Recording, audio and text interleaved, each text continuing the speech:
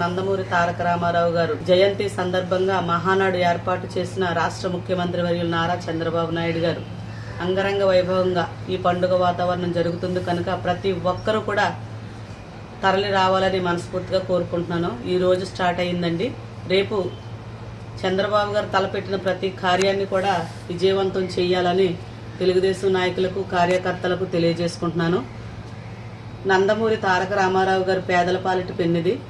ఆయన చేసిన తెలుగుదేశం పార్టీ స్థాపించిన మహానుభావుడు, ఆ మహానుభావుడు పెట్టిన పేరు ఇవాళ చరిత్ర తిరగరాసే స్థాయికి తీసుకెళ్లినటువంటి మహనీయులు గౌరవనీయులు రాష్ట్ర ముఖ్యమంత్రి వర్యులు నారా చంద్రబాబు నాయుడు గారు.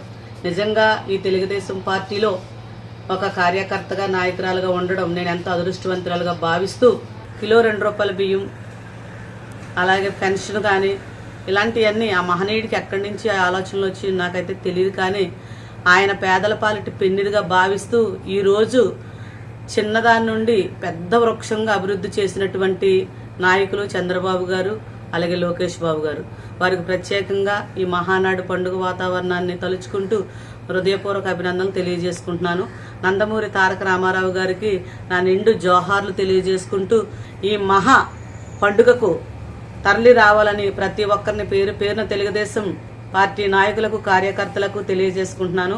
నా పేరు కండవేలు లక్ష్మి, మాది రాజానగరం నియోజకవర్గం, దివాన్ చెరువు గ్రామం.